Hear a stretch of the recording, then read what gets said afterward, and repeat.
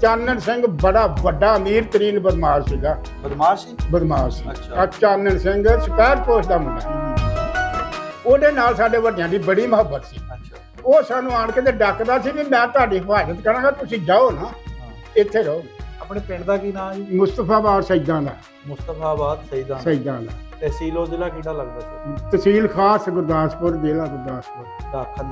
ਡਾਕਖਾਨਾ ਹਮਰਾਜਪੁਰ ਜਿੱਥੇ ਪੜ੍ਹਦਾ। ਥਾਣਾ ਵੀ ਇਹੀ ਲੱਗਦਾ? ਥਾਣਾ ਵੀ ਉਹੀ ਗੁਰਦਾਸਪੁਰ ਹੀ। ਨੇੜੇ ਲੱਗਦੇ ਕਿਹੜੇ ਕਿਹੜੇ ਪਿੰਡ ਸੀ? ਸਾਡੇ ਲਾਗੇ ਬਥਵਾਲੇ ਸੀ 3, ਹਮਰਾਜਪੁਰ, ਦਿਓਲਾ, ਘੁਕਰਾ, ਬਰਨਾਲਾ। ਸਾਨੂੰ ਬੜੀ ਮੁਸ਼ਕਲ ਬਣੀ। ਭੈਣਾਂ ਮੇਰੀਆਂ ਜਵਾਨ ਸੀ। ਮੇਰਾ ਪਿਓ ਇੱਕ ਨੂੰ ਐਸ ਮੋਢੇ ਲਾ ਲੈਂਦਾ ਸੀ, ਇੱਕ ਨੂੰ ਐਸ ਮੋਢੇ ਧੀਏ। ਉਹੋ ਜਿਹੀ ਗੱਲ ਹੋਈ ਤਾਂ ਤੁਹਾਨੂੰ ਗੋਲੀਆਂ ਪਹਿਲਾਂ ਮਰਵਾਵਾਂਗਾ, ਬਾਅਦ ਚ ਆਪ ਮਰਾਂਗਾ। ਇੰਨੀ ਮੁਸ਼ਕਲ ਸਾਨੂੰ ਬਣੀ ਹੋਈ ਸੀ।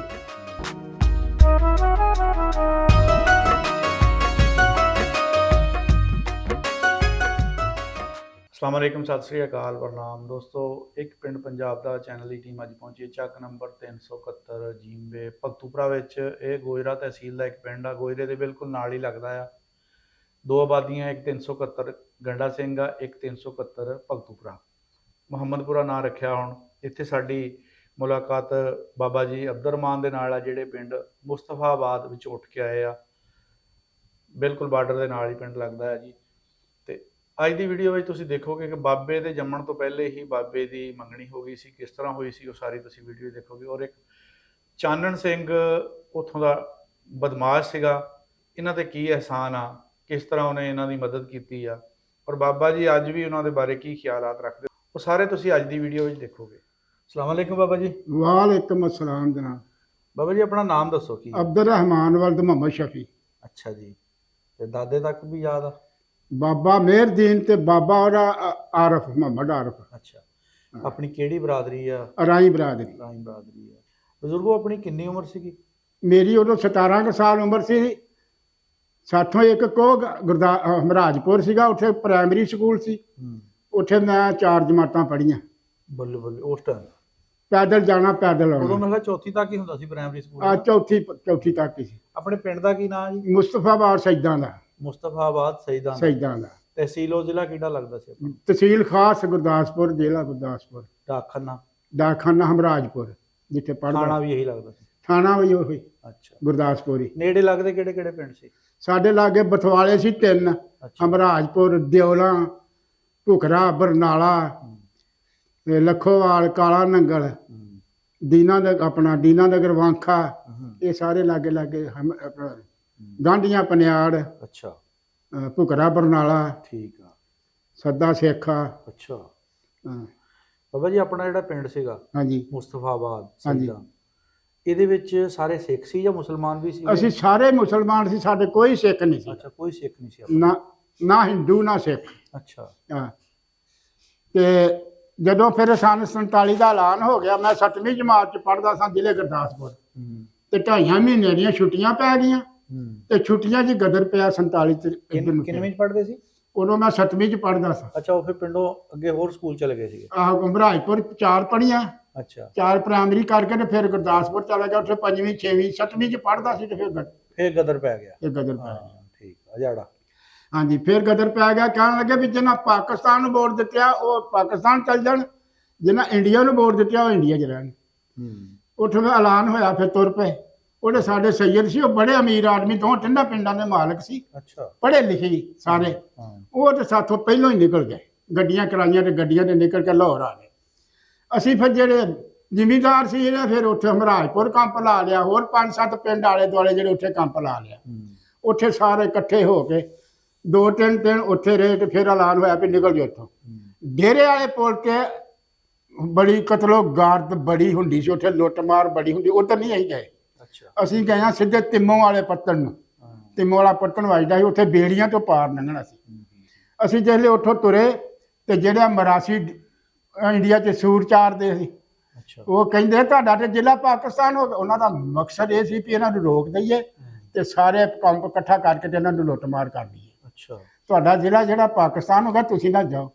ਸਾਡਾ ਫੌਜੀ, ਅੱਲਾ ਉਹਨੂੰ ਜੰਨਤ ਨਸੀਬ ਕਰੇ, ਫੌਜੀ ਸੀਗਾ, ਉਹ ਕਹਿੰਦਾ ਤੁਸੀਂ ਬਿਲਕੁਲ ਨਹੀਂ ਰੁਕਣਾ, ਤੁਰੇ ਜਾਓ। ਕਦਮ ਕਦਮ ਤੁਰੇ ਜਾਓ। ਮੈਂ ਹੁਣੇ ਵੈਸਰਾਏ ਇਲਾਕਾ ਬੈਠਾ ਗੁਰਦਾਸਪੁਰ, ਮੈਂ ਵੈਸਰਾਏ ਕੋ ਹੁਣੇ ਪਤਾ ਕਰ ਲੈਣਾ।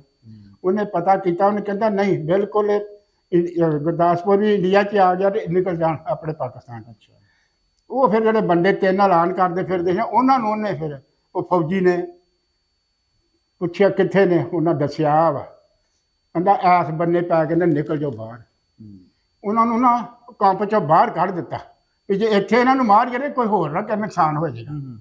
ਉਹਨਾਂ ਨੂੰ ਬਾਹਰ ਕੱਢਤਾ। ਜਿਸ ਵੇਲੇ ਉਹ ਚਲੇ ਗਏ 10-20 ਕਦਮਾਂ ਤੇ ਮਗਰ ਉਹਨਾਂ ਗੋਲੀਆਂ ਮਾਰੀਆਂ, ਤਿੰਨੇ ਹੀ ਮਾਰ ਦਿੱਤੇ। ਅੱਛਾ। ਅਸੀਂ ਫਿਰ ਉੱਥੋਂ ਤਿੰਨੂ ਵਾਲੇ ਪੱਟਣ ਨੂੰ ਆ ਗਏ, ਗੱਡੇ ਗੁੱਡੇ ਜੁੱਟੇ ਦੇ ਤੁਰੇ ਆਏ। ਉੱਥੇ ਸਮਾਨ ਸਮੂਨ ਚੱਕ ਲਏ ਸੀ ਆਪਣਾ? ਸਮਾਨ ਕਿੱਥੇ ਚੁੱਕਾ, ਛੱਡਾ ਕੋਈ ਮਾੜਾ ਮੋਟਾ ਜਿਹੜਾ ਕੋਈ ਖਾਣ ਪੀਣ ਵਾਲਾ। ਉੱਥੇ ਆਣ ਕੇ ਤੇ ਤਿੰਨੂ ਵਾਲੇ ਪੱਟਣ ਤੇ ਕੰਪ ਲਾ ਲਿਆ। ਫਿਰ ਉੱਥੋਂ ਮਲਾਵਾਂ ਨੇ ਸਾਨੂੰ ਇੱਧਰ ਪਾਕਿਸਤਾਨ 'ਚ ਕੱਢ ਦਿੱਤਾ। ਜਦੋਂ ਇੱਧਰ ਆ ਗਏ ਪਾਕਿਸਤਾਨ 'ਚ ਆਏ, ਦਰਿਆ ਪਾਰ ਤੇ ਬਾਰਿਸ਼ ਬੜੇ ਜ਼ੋਰ ਦੀ, ਇੰਨੀ ਜ਼ੋਰ 8 ਦਿਨ ਅਸੀਂ ਏਦਾਂ ਬੈਠੇ ਰਹੇ। ਅੱਛਾ। ਭੁੱਖੇ ਧਿਆਏ। ਜੇ ਕਿਤੇ ਫਰਕਾ ਲੱਗਣਾ ਤੇ ਘੁੰਗਣੀਆਂ ਉਬਾਲਣੀਆਂ, ਦਰਿਆ ਦਾ ਪਾਣੀ ਲੈਣਾ ਤੇ ਉਹ ਨਿਰੀ ਮਿੱਟੀ ਉਹ ਖਾਧੀਆਂ ਨਾ ਜਾਣੀ। ਉਹ ਬੜੀ ਮੁਸ਼ਕਲ ਨਾਲ ਉੱਤੋਂ ਉੱਤੋਂ ਛਿਲ ਕੇ ਘੁੰਗਣੀਆਂ ਛੋਲਿਆਂ ਦੀਆਂ ਖਾ। ਫਿਰ ਲਾਗੇ ਦੌਲਤਪੁਰ ਮਮਕਾ ਮਝਵਾਲ ਸੀ ਪਿੰਡ, ਉੱਥੋਂ ਜਾ ਕੇ ਫਿਰ ਸਾਡੇ ਵੱਡਿਆਂ ਨੇ ਦਾਣੇ ਲਏ। ਉੱਥੋਂ ਸਿੱਖ ਉੱਠ ਚੱਲ ਗਏ ਤੇ ਗੁਰਦਾਸਪੁਰ, ਉਹ ਉਦੋਂ ਨੂੰ ਚਲ ਗਏ ਸੀ? ਉਧਰ ਚੱਲ ਗਏ। ਉਹ ਪਿੰਡ ਉੱਦਾਂ ਹੀ ਸੀ। ਉੱਥੋਂ ਫਿਰ ਦਾਣੇ ਕੱਢ ਕੇ ਲਿਆ ਕੇ ਪੀਣ ਸ਼ੀਣ ਕਰਕੇ ਤੇ ਫਿਰ ਉੱਥੋਂ ਆਟਾ ਉਟਾ ਫਿਰ ਖਰਾਸ ਤੋਂ ਪੀ ਕੇ ਲਿਆਏ। ਫਿਰ ਅੱਛਾ। ਫਿਰ ਉੱਥੇ ਰਹੇ। ਫਿਰ ਉਹਦੇ ਡੱਲਾ ਬੂੜਾ ਸੀ, ਡੱਲੇ ਬੂੜੇ ਰਹੇ 15 ਦਿਨ।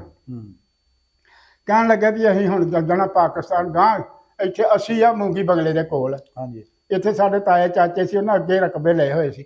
ਜੋ 12 ਆਬਾਦ ਹੋਈਆਂ? ਹਾਂ, ਜਦੋਂ 12 ਆਬਾਦ ਹੋਈਆਂ। ਆਹ 12 ਆਬਾਦ ਹੋਈਆਂ। ਅਸੀਂ ਫਿਰ ਇੱਧਰ ਦਾ ਮੂੰਹ ਕਰ ਲਿਆ, ਇੱਧਰ ਨੂੰ ਆ ਗਏ। ਇੱਥੇ ਜੇ ਲਿਆਏ ਤੇ ਅਸੀਂ ਜਸੜਾ ਤੋਂ ਫਿਰ ਗੱਡੀ ਬੈਠੇ। ਸਾਡੀ ਮਾਂ ਇੱਥੇ ਮਾਪਿਆਂ ਨੂੰ ਮਿਲਣ ਆਈ ਸ਼ਾਹੀਵਾਲ। ਛੋਟਾ ਭਾਈ ਸਾਡਾ ਉਹਦੇ ਕੁੱਛੜ ਸੀ, ਲੈ ਕੇ ਆਈ ਤੇ ਅਸੀਂ 7-8 ਭਾਈ ਸਾਂ, 2 ਭੈਣਾਂ ਸੀ, ਪਿਓ ਸੀ ਸਾਡਾ। ਸਾਨੂੰ ਬੜੀ ਮੁਸ਼ਕਲ ਬਣੀ। ਭੈਣਾਂ ਮੇਰੀਆਂ ਜਵਾਨ ਸੀ। ਮੇਰਾ ਪਿਓ ਇੱਕ ਨੂੰ ਐਸ ਮੋਢੇ ਲਾ ਲੈਂਦਾ ਸੀ, ਇੱਕ ਨੂੰ ਐਸ ਮੋਢੇ ਧੀਏ ਉਹੋ ਜਿਹੀ ਗੱਲ ਹੋਈ ਤਾਂ ਤੁਹਾਨੂੰ ਗੋਲੀਆਂ ਪਹਿਲਾਂ ਮਰਵਾਵਾਂਗਾ, ਬਾਅਦ ਚ ਆਪ ਮਰਾਂਗਾ। ਇੰਨੀ ਮੁਸ਼ਕਲ ਸਾਨੂੰ ਬਣੀ ਹੋਈ ਸੀ। ਅਖੀਰ ਅੱਲਾਹ ਤਾਲਾ ਕਰਮ ਕੀਤਾ। ਉੱਥੋਂ ਫਿਰ ਅਸੀਂ ਉੱਠ ਕੇ ਤੇ ਉੱਥੇ ਡੱਲੇ ਬੂੜੇ ਬਹਿ ਗਏ। ਡੱਲੇ ਬੂੜੇ ਫਿਰ ਜਸੜਾਂ ਤੋਂ ਗੱਡੀ ਬੈਠੇ ਤੇ ਉਹ ਭੈਣਾਂ ਇੱਕ ਸਾਡਾ ਭਾਈ ਛੋਟਾ ਸੀ, ਉਹਨਾਂ ਨੂੰ ਚੁੱਕ ਕੇ ਤੇ ਉਹ ਗੱਡੀ ਬਹਿ ਗਈਆਂ। ਸਾਨੂੰ ਜਗ੍ਹਾ ਨਹੀਂ ਮਿਲੀ, ਅਸੀਂ ਰਹਿ ਗਏ 2 ਪਿਓ ਪੁੱਤ। ਅੱਛਾ। ਪਿੱਛੇ ਰਹਿ ਗਏ। ਵੱਡਾ ਭਾਈ ਮੇਰਾ ਜਿਹੜਾ ਸੀ ਮਾਲ, ਜਿਹੜਾ ਗਾਈਆਂ ਮਈਆਂ ਬੌਲਦ ਜਿਹੜੇ ਸੀ ਉਹਨਾਂ ਦੇ ਮਗਰ ਉਹ ਬਾਹਰ ਮਾਲ ਚਾਰਦਾ ਸੀ। ਉਹਨਾਂ ਪੈਦਲ ਆਉਣਾ ਸੀ ਤੁਰ ਕੇ ਇੱਧਰ ਪਾਕਿਸਤਾਨ। 8-10 ਮੁੰਡੇ ਇਕੱਠੇ ਰਲ ਗਏ ਸੀ ਕਿ ਅਸੀਂ ਮਾਲ ਲੈ ਕੇ ਆ ਜਾਵਾਂਗੇ। ਉਹ ਬਹਿ ਗਏ, ਉਹ ਗੱਡੀ ਚਲੇ ਗਈ, ਅਸੀਂ ਰਹਿ ਗਏ। ਮੈਂ ਤੇ ਮੇਰਾ ਪਿਓ ਰਹਿ ਗਏ, ਸਮਾਨ ਵੀ ਰਹਿ ਗਿਆ ਜਿਹੜਾ ਕੋਈ ਮਾੜਾ ਚੰਗਾ। ਫਿਰ ਦੂਸਰੀ ਗੱਡੀ ਆਈ ਤੇ ਪਤਾ ਲੱਗਾ ਵੀ ਸਿੱਖਾਂ ਨੇ ਨਾ ਸਾਰੇ ਮੁਸਲਮਾਨ ਵੱਢ ਸੁੱਟੇ। ਤੁਸੀਂ ਤਾਂ ਪਹਿਲੇ ਆ ਗਏ ਨਾ? ਹਾਂ, ਤੁਸੀਂ ਪਹਿਲੇ ਆ ਗਏ। ਅਸੀਂ ਉੱਥੋਂ ਨਿਕਲ ਆਏ। ਬਾਹਰ ਵਾਲੇ ਜਿਹੜੇ ਬਾਅਦ ਵਿੱਚ ਆਉਣ ਵਾਲੇ ਸੀ ਉਹ ਮਾਰ ਦਿੱਤੇ। ਫੈਸਲਾਬਾਦ ਆਉਂਦੀ ਸੀ ਦੁਨੀਆ। ਅੱਛਾ। ਸ਼ਾਹੀਵਾਲ ਜਾਂਦੀ ਸੀ। ਕਿਉਂਕਿ ਇੱਧਰ ਸਕੂਨਰ ਸੀ ਨਾ ਅੱਗੇ ਥੋੜੀ ਬਹੁਤੀ। ਹਾਂਜੀ। ਉਹ ਹਕੂਮਤ ਸਾਰੀ ਜਿਹੜੀ ਸੀ ਉਹ ਸਰਗੋਡੇ ਨੂੰ ਲਈ ਜਾਂਦੀਆਂ ਸੀ ਗੱਡੀਆਂ। ਉਹ ਜਿਹੜੀ ਪਹਿਲੀ ਗੱਡੀ ਗਈ ਜਿਹਦੇ ਸਾਡੇ ਪਹਿਲੇ ਬੰਦੇ ਬੈਠੇ ਸਾਰੇ, ਉਹ ਉੱਥੇ ਨਾ ਸਰਗੋਡੇ ਸਟੇਸ਼ਨ ਤੇ ਬੈਠੇ ਹੋਏ। ਮਗਰੋਂ ਸਾਡੀ ਗੱਡੀ ਗਈ, ਅਸੀਂ ਵੀ ਉੱਥੇ ਸਮਾਨ ਲਾਉਣਾ ਸ਼ੁਰੂ ਕਰ ਦਿੱਤਾ। ਉਹ ਆਖਣ ਵੀ ਜਾਓ ਸਰਗੋਡੇ ਗੁਜਰਾਤ ਨੂੰ। ਅਸੀਂ ਨਹੀਂ ਜਾਣਾ, ਅਸੀਂ ਜਾਣਾ ਵਾ ਫੈਸਲਾਬਾਦ ਜਾਂ ਸ਼ਾਹੀਵਾਲ ਨੂੰ। ਸਹੀ। ਫਿਰ ਅਸੀਂ ਮੁੜ ਕੇ ਉੱਥੇ ਬਹਿ ਗਏ, ਉਤਰ ਗਏ ਗੱਡੀਆਂ ਤੋਂ। ਫਿਰ ਦੂਏ ਦਿਨ ਗੱਡੀ ਫਿਰ ਉੱਥੋਂ ਮੁੜ ਕੇ ਤਿਆਰ ਕਰਕੇ ਤੇ ਫਿਰ ਉਹ ਸਾਨੂੰ ਫੈਸਲਾਬਾਦ ਆ ਗਏ। ਫੈਸਲਾਬਾਦ ਫਿਰ ਉੱਥੇ ਸੜਕਾਂ 'ਚ ਚੁੱਲ੍ਹੇ ਬਣਾ ਕੇ ਰੋਟੀਆਂ ਰਾਟੀਆਂ ਪਕਾਈਆਂ, ਖਾਧੀਆਂ ਪੀਤੀਆਂ, ਰਾਤ ਉੱਥੇ ਕੱਟੀ। ਦਿਨੇ ਫਿਰ ਗੱਡੀ 'ਚ ਬੈਠੇ ਗੋਜਰੇ ਆ ਗਏ। ਗੋਜਰਿਓਂ ਫਿਰ ਅਸੀਂ ਪਟਵਾਰੀ ਸੀ ਇੱਥੇ ਰਾਹੀਂ ਲੱਗਾ ਹੋਇਆ, ਉਹਨੇ ਸਾਨੂੰ ਇੱਥੇ ਰਕਬੇ ਪਾ ਦਿੱਤੇ ਤੇ ਨਾਲ ਲੈ ਕੇ ਦਿੱਤੇ, ਹਾਟਿਆਂ 'ਚ ਬਿਠਾ ਦਿੱਤਾ, ਰਕਬਿਆਂ ਦੇ ਕਬਜ਼ੇ ਕਰਾ ਦਿੱਤੇ। ਅੱਛਾ। ਇੱਥੇ ਪਾਕਿਸਤਾਨ 'ਚ। ਅੱਛਾ। ਫੈਸਲਾਬਾਦ ਉਦੋਂ ਕਿਦਾਂ ਦਾ ਸੀ ਜਦੋਂ ਆਪਾਂ ਇੱਥੇ ਆਏ ਸੀ? ਹੁਣ ਤਾਂ ਬਹੁਤ ਵੱਡਾ ਹੋ ਗਿਆ। ਫੈਸਲਾਬਾਦ ਤੇ ਉਹੋ ਜਿਹੇ ਮਹੱਲੇ ਸੀ ਜਿਹੜੇ 5-4 ਬਾਜ਼ਾਰ ਸੀ। ਬਾਹਰ ਕਿੱਥੇ ਸੀ? ਬਾਹਰ ਤੇ ਏਡਾ ਹੈ ਹੀ ਕੋਈ ਨਹੀਂ। ਹੁਣ ਤੇ ਫੈਸਲਾਬਾਦ ਮੇਰੀ ਮਿਲਾਂ ਬਹਾ ਖੁੱਲਾ ਹੋ ਗਿਆ। ਸਹੀ। ਬੜੀ ਆਬਾਦੀ ਹੋ ਗਈ। ਹੁਣ ਤਾਂ ਗੋਜਰੇ ਦੀ ਆਬਾਦੀ ਬੜੀ ਹੋ ਗਈ ਜੇ ਫੈਸਲਾਬਾਦ ਤੇ। ਅੱਛਾ। ਆਪਣੇ ਦਾ ਮਤਲਬ ਕਿਸੇ ਚੀਜ਼ ਦਾ ਨੁਕਸਾਨ ਨਹੀਂ ਹੋਇਆ ਹੈਗਾ? ਨਹੀਂ, ਅਸੀਂ ਬਿਲਕੁਲ ਸਹੀ ਸਲਾਮਤ, ਅੱਲਾ ਨੇ ਸਾਨੂੰ ਬਿਲਕੁਲ ਸਹੀ ਸਲਾਮਤ ਆਂਦਾ। ਆਪਣੇ ਜਿਹੜੇ ਉੱਥੇ ਬਸੇਬ ਦੀ ਗੱਲ ਕਰ ਲਈਏ ਥੋੜੀ ਜੀ। ਹਾਂਜੀ। ਜਿੱਥੇ ਆਪਾਂ ਰਹਿੰਦੇ ਰਹੇ ਮੁਸਤਫਾਬਾਦ। ਹਾਂਜੀ। ਉਹ ਆਪਣੇ ਬਜ਼ੁਰਗਾਂ ਦੀ ਕਿਸੇ ਬਾਹਰ ਸਿੱਖਾਂ ਦੇ ਨਾਲ ਕੋਈ ਦੁਆ ਸਲਾਮ ਜਾਂ ਹੁੰਦੀ? ਉੱਥੇ ਚਾਨਣ ਸਿੰਘ ਸੀ, ਸਪੈਦ ਪੋਸ਼ ਦਾ ਪੁੱਤ।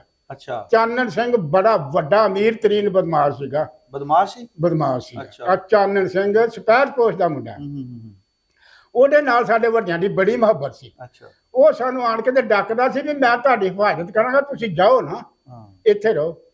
ਸਾਡੇ ਬਾਬੇ ਕਹਿਣ ਲੱਗੇ ਵੀ ਨਹੀਂ ਪੁੱਤ, ਹੁਣ ਅਸੀਂ ਸਾਡਾ ਰਹਿਣ ਦਾ ਇੱਥੇ ਕੰਮ ਕੋਈ ਨਹੀਂ, ਤੇ ਸ਼ਾਬਾਸ਼ ਤੇਰੇ। 2 ਦਿਨ ਉਹਨੇ ਸਾਡੀ ਬੜੀ ਹਿਫਾਜ਼ਤ ਕੀਤੀ ਸੀ। ਅੱਛਾ। ਹਾਂ। ਬੜੀ। ਤੇ ਫਿਰ ਅਸਾਂ ਉਹਨਾਂ ਨੂੰ ਜਵਾਬ ਦੇ ਕੇ ਤੇ ਫਿਰ ਅਸੀਂ ਮਹਾਰਾਜਪੁਰ ਕੰਪ 'ਚ ਚਲੇ ਗਏ। ਮਹਾਰਾਜਪੁਰੋਂ ਫਿਰ ਉੱਠ ਕੇ ਇੱਧਰ ਆ ਗਏ।